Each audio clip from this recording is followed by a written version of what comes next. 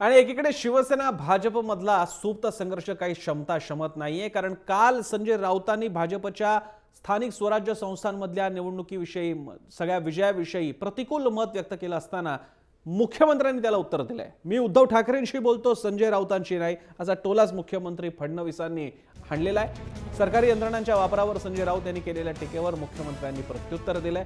नगरपालिका निवडणुकीनंतर मुंबई भाजप प्रदेश कार्यालयाबाहेर जल्लोष साजरा करण्यात आला. त्यानंतर मुख्यमंत्री बोलत होते, आम्ही मोदी लाटेवर नाही तर सुनामीवर निवडून आलोय. राज्यातल्या जनतेनंच भाजपला एक नंबरचा पक्ष केलाय, त्यामुळे हा विजय जनतेला अर्पण करतो, असंही मुख्यमंत्री म्हणाले.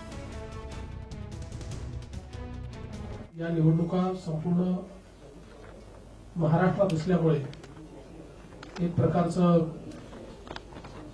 सरकारवरचा कौल अशा प्रकारची एक भूमिका माध्यमांच्या माध्यमातून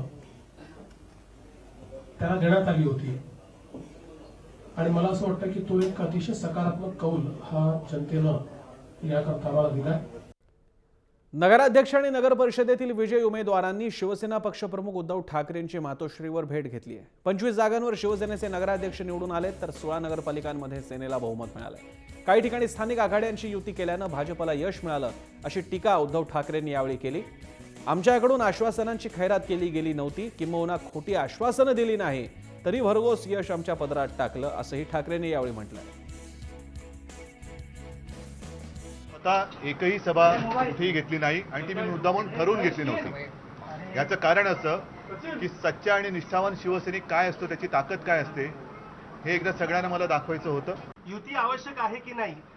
नाही, हा विषय काय माझा नाही आहे आता, कारण आता जे काय घडलेलं आहे ते तुम्हाला माहिती आहे. जी कुठे युती होती, कोणाकोणाची युती होती, एक नक्की की शिवसेनेची जी काही युती झाली होती ती फक्त आणि फक्त भाजपशी झाली होती. अपवादात्मक परिस्थितीत एखाद दुसऱ्या ठिकाणी तिथल्या स्थानिक आघाडीशी झाली असेल, परंतु त्यापेक्षा अन्य दुसऱ्या कोणत्याही पक्षाशी शिवसेनेने युती केलेली नव्हती.